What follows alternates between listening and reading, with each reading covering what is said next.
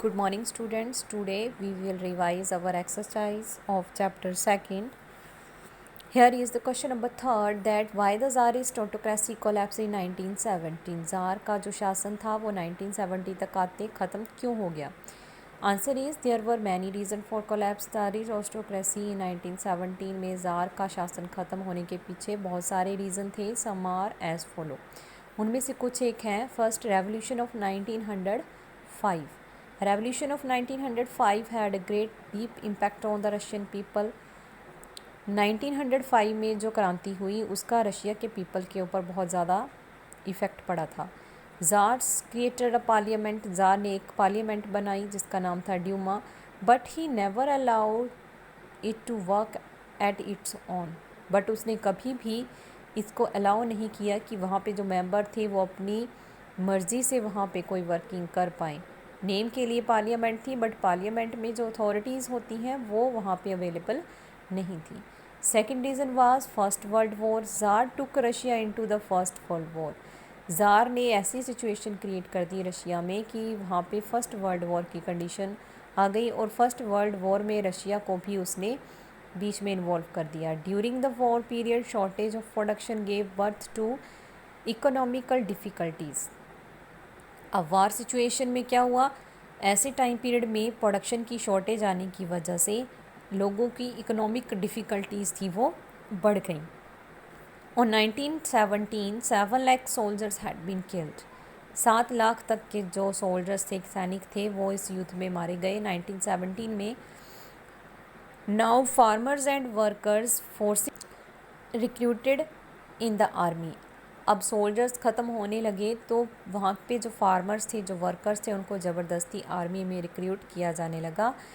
And it raise the feeling of discontent among the people. जिसकी वजह से लोगों के माइंड में, लोगों के दिलों में जो फीलिंग्स थी वो एक एंगर में चेंज हो गई. लोगों के दिल में अब ज़ार के लिए क्या था, गुस्सा भर गया था.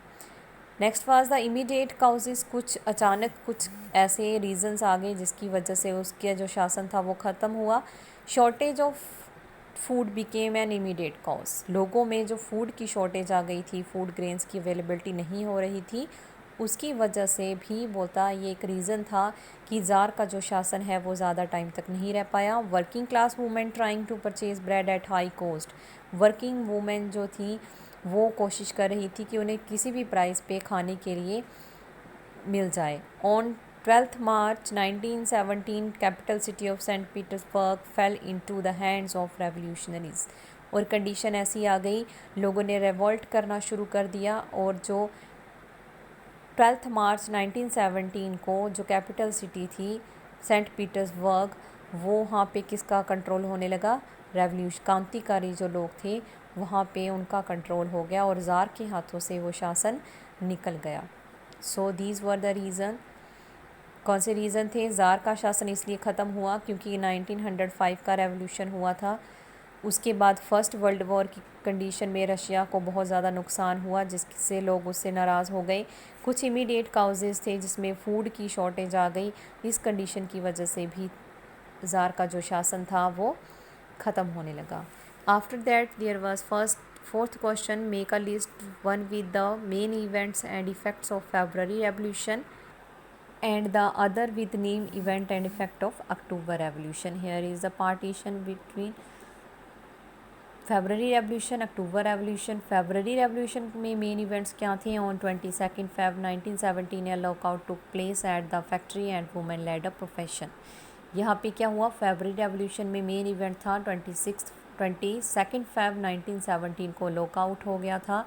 फैक्ट्रीज़ थी जो बंद हो गई थी और वुमेन जो थी वो भी प्रदर्शन करने लग पड़ी थी. अक्टूबर रेवोल्यूशन में मेन इवेंट था अप्रैल 1917 वॉल्शेविक लीडर लेनिन था जो रशिया में वापस आया. And 24 October Bolshevik uprising in the Petrograd. 24 अक्टूबर तक वॉल्शेविक जो थे वो पेट्रोग्राड पे अपना कंट्रोल कर चुके थे. इफ़ेक्ट में क्या था? On April the fall of autocratic tsar. Main effect क्या हुआ रेवोल्यूशन का? ज़ार का जो शासन था वो ख़त्म होने लगा. Restriction on public meeting and association were removed. जो भी उसने पब्लिक मीटिंग एसोसिएशन बनाने के ऊपर रिस्ट्रिक्शंस लगाई थी वो ख़त्म हो गई. अक्टूबर रेवोल्यूशन का इफ़ेक्ट ये पड़ा, the fall of provisional government थी जो ख़त्म हो गई। Russia adopted socialism and peace, Russia ने साम्राज्यवाद को अपनाया और शांति को अपनाया। लीडर कौन था फेब्रवरी रेवोल्यूशन का? Kerensky was the leader of this revolution, and in October Revolution, Lenin was the leader of October Revolution.